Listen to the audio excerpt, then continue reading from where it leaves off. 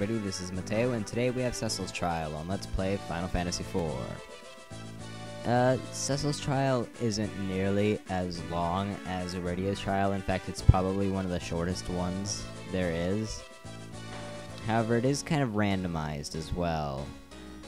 For instance, for this one, we have to basically guard the treasure chest for the soldier here, and if we either move or grab the treasure chest, we lose. So basically what you want to do in this trial is do the right thing, even if it's taking for god awful ever for the soldier to get back. You just gotta stand there. So yeah, and then once you go through like 5 of, I think it's like 13 or 14 possible different little side things, then you'll get a reward based on how well you did, and you want to get the best reward possible. Now there is one, and just to succeed, you just do the good thing basically. And there is one certain trial that you want to make sure that you get, where there's this thief going across a bar type of area, and he's stealing all the treasure, and then you want to do battle with him and kill him basically. That's the good thing, not turn him into the authorities or anything, just kill him. But that's a bandit, and that's one of the enemies that you're going to want to meet up with if you want to finish the Bestiary. And again, to re-enter a Lunar Trial, you're going to want to use the Grimoire in battle, and then just go on with that. So yeah, it's gonna, and since Cecil's always in your party, you don't have to get it on this try. In fact, the trial is already predetermined by the time you reach that floor, so you can't just like reset and play through it again. I tried that. So instead, you could either just continue on, do other people's trials, and change your party back and get to them, get to here again, and do whatever. Or you could just use the leave the trials tile and come back here. It's only the 3rd trial, so you don't have to go too far. Anyways, for this trial, you want to fight 3 giant warriors, and you always get a preemptive strike, or at least it seems that way. I have yet to get a normal strike on it, so that's helpful. So it makes it really easy. Just hit it with Bahamut or lightning attacks, whichever the two, and it should go down very quickly. I mean, it's an old enemy that we fought a long time ago, so it really isn't that difficult. No, it wasn't all the way back in the Giant Battle. That was a different version of this. It's all the way back in the final dungeon, the Lunar Subterranean. So yeah, this is the 3rd trial, the 2nd one. When you break the vase, you want to tell them the truth, say, hey, I broke it, I'm sorry, and you'll do the good thing. Guard the treasure chest. There are just a couple other ones. If you really don't know what the good thing to do is because you're that horrible of a person, you can look it up in a guide somewhere. But whatever. Just make sure you kill all 3 of these guys before you leave, because if you accidentally leave one, then you just failed the trial. And you'll know that the battle is over when all 3 are gone and you're no longer hearing that clang sound. That basically means the NPCs are in battle, yet are doing nothing. So that's that. Now we can just leave and continue on. Oh great, it's another waiting one. Okay, Cecil's a confused protagonist. Although then again, I would too. Hey, let's ask him. What? I was just passing by. And so yeah. Even though they say once he puts on your armor, it doesn't show you looking like the guy in armor. It's like, I still have this gigantic yellow cape on. You sure that they aren't going to mistake me for somebody else, not the guard here? But again, you just want to stand there and let the guy be with his wife when she has a child. And unfortunately, you can't moonwalk in place like the guard. That's at least somewhat entertaining.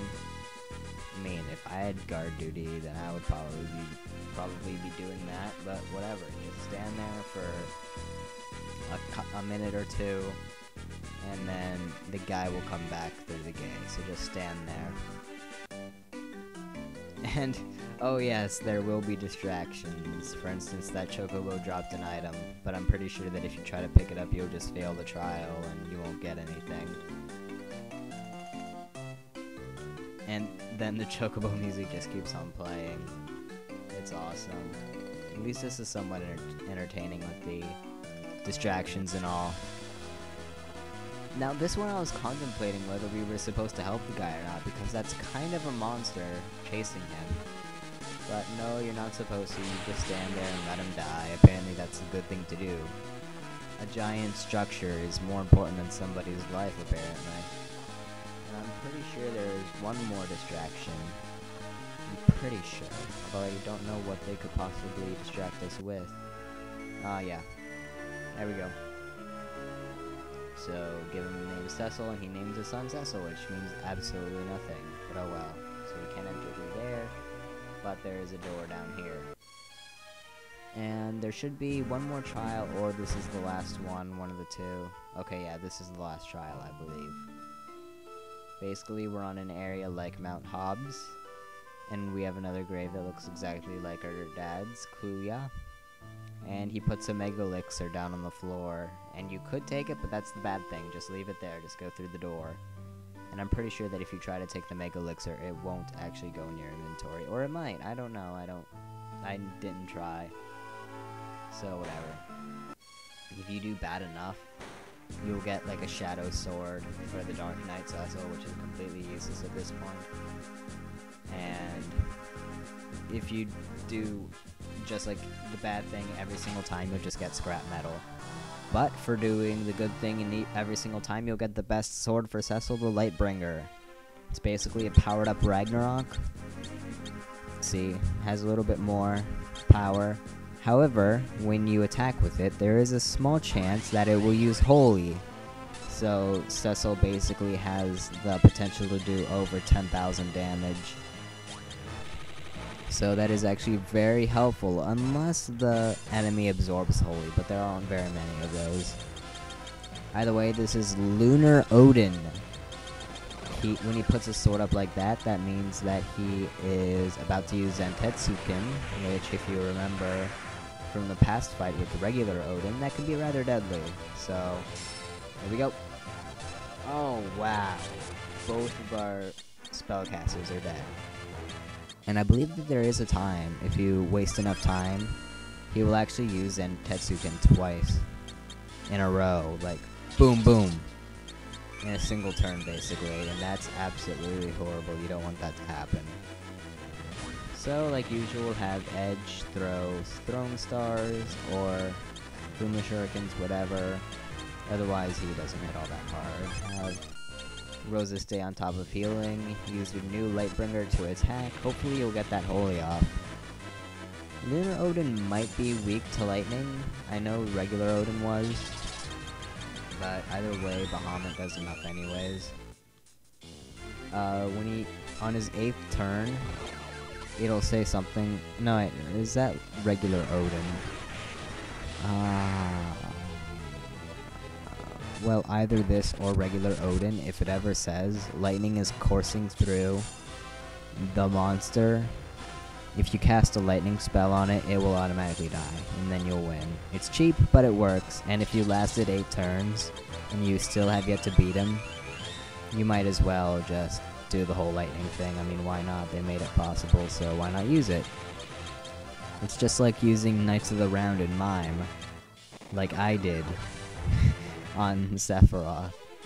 Yeah, I finally beat Final Fantasy VII. I didn't fight Ruby Weapon or Emerald Weapon because if I ever LP that game, I'd like those 2 fights to be blind, just to make it a little more entertaining, I guess. But LPing that game isn't going to be for a while. I mean, there are much more RPGs that I'm more familiar with, and I have more of a history with that I'd like to play. And I've already done quite a bit of RPGs this year. I only have 2 more actually planned, the next one and one after that. And the other one is only partly considered an RPG. But whatever, I just want to do some more action-packed games, just to get some variety out there. Oh yay, Zentetsuken again, and the spellcasters didn't die somehow. Casting Protect would be nice, but I'm too lazy. And we're just going to leave Edge for dead because we kind of need to heal. That's the more important thing at the moment. However, King can revive him. So hooray, Phoenix down, and now we can Bahamut. He should be near dead. He's one of the easier lunar summons. In fact, there he goes, he's dead now. Oh, that was 10 minutes. Well, at least it wasn't 20 minutes like Lydia's trial. Oh well. So there we go, he's dead. We'll get the Grimoire LO. There we go. And we also got the Lightbringer, which is even nicer. So hooray for that. It is over. And we can leave this trial, save up Cottage, and move on. Although I don't think... Well, we have 5 minutes, 4 minutes now. We might be able to make it to the next trial. So let's go for it. Let's see what else this randomized dungeon has for me. So let's move on. Once again, the lights are off. And the museum is coming to life. Or wait, no. Either way, we have another Floor of Remembrance. This one resembling one in the Tower of either Babel or Zot, one of the two. I never really could tell the difference. I mean, they look almost exactly the same, but... And now we have one from the Magnet Cave. Lodestone Cavern, I believe it's called in DS version. I think it has a different name in this. Now we have one of the Sylph Cave. And there is a secret passage somewhere around here that you can go through to get a claw for Yang. I believe it's to the right there, actually. You could go ahead and grab that if you want. Otherwise, you just go through this door and... Oh, wow. Only 3 floors? Well then, I guess in the next part we will take on Rose's trial, which is another short one. So if you enjoyed this video, subscribe, comment, rate, whatever, and I will see you all next time. Cecil waves goodbye.